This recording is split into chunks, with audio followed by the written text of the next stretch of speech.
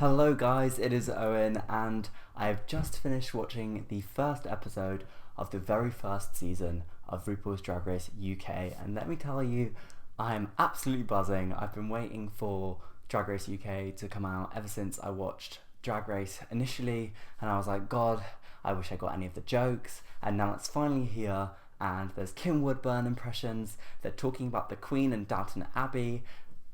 The UK queens are amazing, they're so individual and unique, and I've just watched the episode and I'm just...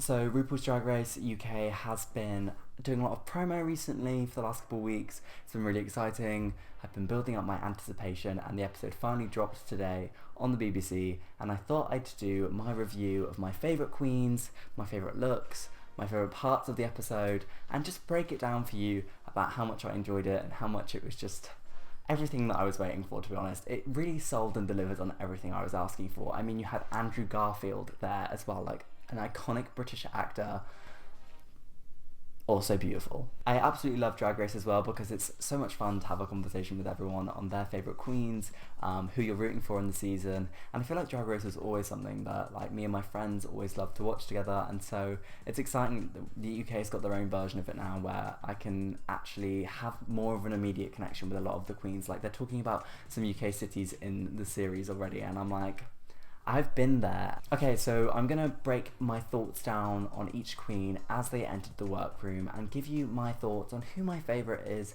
and who I think are gonna be standouts and who not so much. I would absolutely love to do one of these reviews each time an episode drops, so I would also love to hear from you guys down in the comments section below on your favourite queens, your favourite moments from the first episode, and what you are looking forward to, but perhaps dreading from this UK season of Drag Race. Okay, so the first queen to enter the workroom was Bag of Chips. Now, there's been a lot of controversy surrounding Bag of Chips in terms of her political views and the kind of character she was going to be bringing to Drag Race. Now, I tried to just view it as Bag of Chips herself, without looking too much into her political past and the things that she said. If I'm honest, she was one of the ones that stood out as a character from a lot of the promotions. You know, she's very unique, she's very individual, and she is sort of that personality that makes British humour and the British personality so unique and individual. So it was really exciting to see her on TV, and one of the first things that got me going about her was the fact that she started calling people a twat, because I feel like you never really hear that on the US version of Drag Race, and that was just one of the instant things that I was like, damn right, this is the UK version, we're gonna say everyone's a... Honestly, us English love to swear, probably more than Americans. I would say that even though I enjoyed Bag of Chips on this first episode, she didn't really stand out to me too much. None of her looks really got me going. I was confused about, towards the end, whether she was in the top or in the bottom, because, I don't know, I didn't feel like she was worthy of either top or bottom. She just sort of in the middle. Okay, so the next queen to enter the workroom was a Blue Hydrangea. Now, she was one of my standouts from when I saw all of the clips initially and the promo videos, because she just seemed so sweet. We love a sweet Irish drag queen. Now, she said early on that she was like going to be a beauty queen, and when Gothy Kendall walked in and she was like, okay, now I'm worried, that was kind of cute. She seemed so sweet and very professional. I liked when she was sitting with some of the other queens in the room and they were all chatting about all the small cities they were from. I thought that was really endearing. Of course, I loved her accent. Like, I'm a sucker for an Irish accent. They are great, and I think she's going to be a great addition to the cast. For me, her pound queen, like where she was in the shape of a pound coin, was one of the best ones, and I was actually fairly shocked that she wasn't in the top for that one, because personally I enjoyed that probably as much as Something Wong's stamp look. I think they were both very original, and I think they probably would have clocked her on her makeup towards the end. Like, it looked like it wasn't finished, but I think that was purposeful, and I think it was a really, really original and cool look at the Queen looks. And yeah, I mean, I just think she smashed it. I think she did a great job on her looks throughout the episode. I do think I am looking for her to do more, but I think she's a strong contender. Okay, Davina de Campo, I'm not gonna lie, No tea, no shade. I wasn't totally sure by the promos. I don't know, I felt like she might be someone who struggles a little bit. However, honestly, she proved to me so wrong. She's so likeable, so funny. Her laugh when she walked in, my god, that has to be one of the most iconic laughs we've seen on Drag Race at all. I was pissing myself at the way she was laughing at literally everything. Her mouth can go so wide. Damn, that girl got skills. Honestly, the whole way through, I was just like, she seems so, and I want to be her friend. And when they were like, oh, she's gonna be the grandmother of the season, I was like, honestly, you can be my grandmother. I feel like as well, considering she wasn't a look queen, her outfits were fairly interesting and not just generic. She had like her pantomime look initially, and then she had her queen look where she like was in lingerie, and I could just tell that she was trying to push the boat out and do something original and unique. And you know what? I embrace that. I embrace that more than anything. I can't stand when a queen on Drag Race is just doing what everybody else is doing. So I applaud Davina de Campo, and congratulations on proving me wrong. Okay, the next person to enter the workroom was Crystal, and I died at her entrance line. Can we talk about some of the entrance lines? Because some of them were amazing. For instance, Crystal's, and other ones I was like, you look so nervous and like you're shitting yourself, and I completely don't blame you, but some of them absolutely smashed it and I was dying. Maybe she's born with it.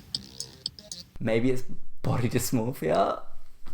Me. I have to say, I wasn't sure about her outfits throughout the episode. Her entrance outfit I wasn't that keen on, and then her like hometown and her queen one I preferred, but generally on the whole I do think the outfits might be something she might struggle on throughout the season. I feel like she's not as polished on that, but she seems like she's gonna be fun. Again, one that sort of didn't show me loads, but I feel like I'm still very much on board with.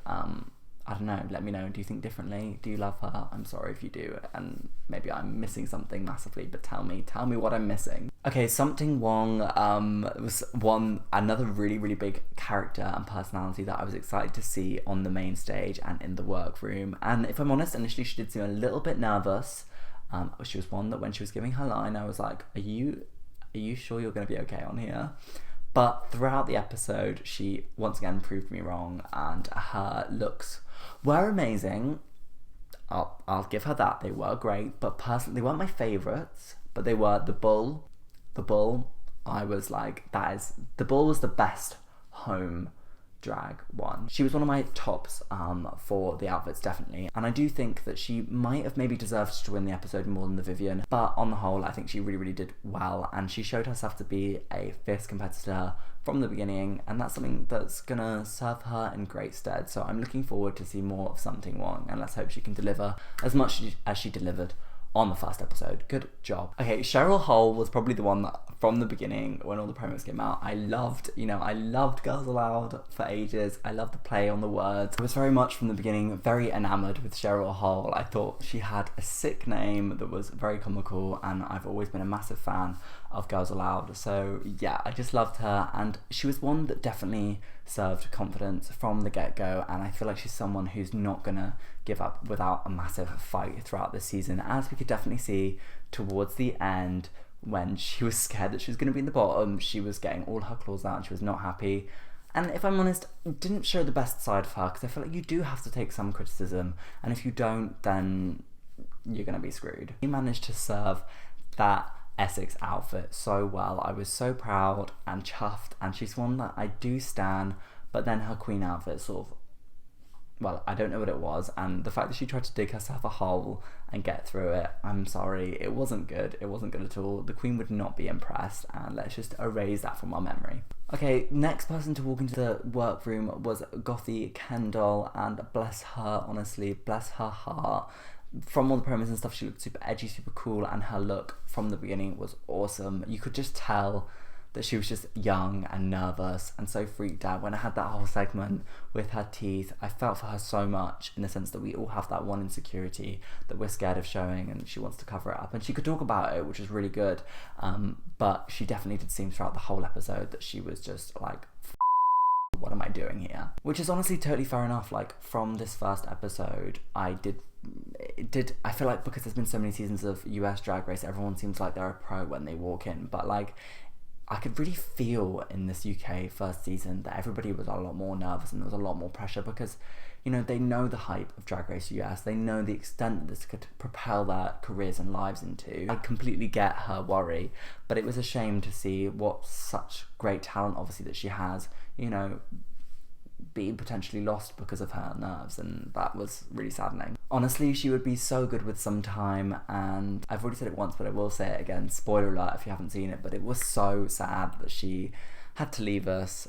She gave a great amount of energy, and honestly, I will miss her, but I feel like she's one that will develop with more time. I mean, the whole rah segment was absolutely hilarious. I love that they did that so many times, and I love that it was like the meme of the episode. So I'm hoping she's gonna pull a Vanessa Vanjie and come back one day and show us the energy that she's got, because nobody wants to go home first, and nobody deserves to go home first either. So Gothy, we love you and we will miss you. Okay, moving on to Vinegar Strokes. Personally, one of my favourites when she walked in. I absolutely pissed myself at her entrance line. I wasn't just a bit of a slag, I was a total slag. Honestly, I rewound that so many times and watched it again because I just found it so funny, because it's something that me and my friends say all of the time, and just perfectly British, perfectly EastEnders. She had a massive amount of confidence, and it would be such a shame to see that go, considering she was in the bottom 2 this week. But once again, she gave me 2 of my most iconic moments, I would say, from this episode. She gave me her entrance line and then her bloody lip sync. She came to be like, I know how to tear this shit down. But she killed it with her wig reveals. I was gagging everywhere. I literally posted a video of it on my Instagram story because I was just like, everybody needs to see this, everybody. And I hope she gets her moment from this. I really do. I do think that some of her outfits were a bit costumey and her makeup wasn't the best, but I'm really hoping she's going to be one who's going to improve massively,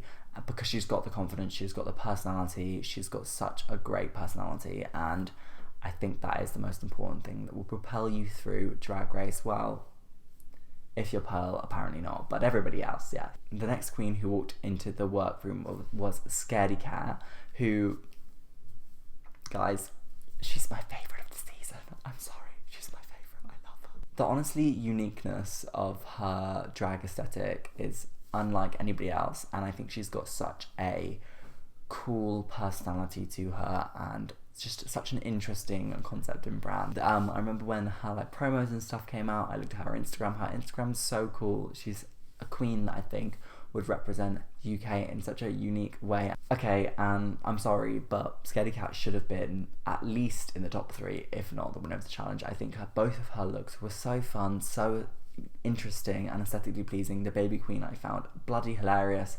I've been watching The Crown recently. Honestly, I don't blame Elizabeth for being a little bit moody when she found out she was going to be Queen of England.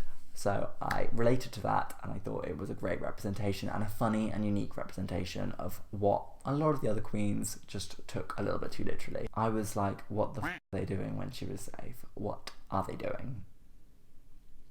I feel like that was the first like Rue, what are you doing moment of RuPaul's Drag Race UK, and I hope there's less of them, please. So yes, Scaredy Cat is my one I am going to be rooting for this season.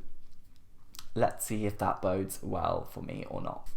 The one thing I would say with Scaredy Cat is I feel like maybe the whole like, oh, I haven't even seen a drag show, oh, I've only been doing drag for 2 months, might get a little bit tired, and there was a moment that I was like, is she just putting this on? Is it part of her act? But it'll be interesting to see how that develops. It's going to be a fun storyline. It's definitely not going to be a boring season. Definitely not. And then the last queen to walk into the workroom was the Vivian. Now she's someone that a lot of people were talking about on social media when she first came through, and she's someone who's definitely going to be a big personality throughout the season. And she was the first winner as well of the first episode of Drag Race UK. Kind of iconic, kind of a legend. Her entrance look I thought was really fun and interesting. The amount of surgery she had, girl, she has fake teeth. Her Kim Woodburn impression is, however many times it happens, I'm not going to get sick of it. I'm sorry, I think it's so funny. I love Kim Woodburn, I love her. And I think it's probably going to be something that's going to be very useful, but it could get tired. I hope she doesn't overuse it. I mean, she already used it in episode 1. Is she going to do it when they do Snatch Game? Is it going to get a little bit boring? I hope not, but for now, I'm entertained. I absolutely loved her Hunting Queen look. I thought it was really funny, and I think that she did a great job on her outfits this week. Like I said originally, I don't know if I feel like she should have been the winner, but lo and behold, I think she did a great job, and she should have definitely been in the top. So I agree with that. Can we just talk about as well, you get a repeater badge if you're in the top. I think for 1 second can we just pause? Like, I know that this is the first season of RuPaul's Drag Race UK, but I was a little shocked that, one, there isn't any money. They're not giving away any money. They're giving away like a TV series thing. And two, the prize was a repeater badge. Is it going to be a repeater badge for every person who wins? Because it's kind of going to lose its value. But I mean, right now, honestly, I was pretty jealous of the repeater badge. I've been a Blue Peter fan since the beginning, and I've wanted a Blue Peter badge since I was about 5 years old. So those are my thoughts on the first episode of Drag Race UK. I'd say my top 3 queens from the first episode. It's so early days, so don't hate me too much. Probably gonna be Scaredy Cat, Vinegar Strokes, and then Davina Campo as my top 3. Let me know in the comments down below who your top 3 is right now, and if you enjoyed the first episode, if there's any moments that you found particularly sickening. I would say that reveal was absolutely amazing. I'm still shook by it, and I'm really excited about this season of Drag Race UK, and I hope that it ends up being amazing. It already has started off to a great start, and I can't wait to have more of it. I want the new episode right now. It kind of sucks that I have to wait every week, but oh well. Next week we've got Maisie Williams, we've got Downton Draggy, and a whole lot of drama apparently, so I'm really excited for the next episode. Please subscribe down below if you are going to be tuning in for the next however many weeks of Drag Race UK, and hopefully we can talk about it and have a great time talking about our favourites and all of the iconic lip sync moments and all of the fun that is about to happen on Drag Race UK. So thank you guys so much for watching. Make sure to like this video, and I will see you guys soon for another video. See you later.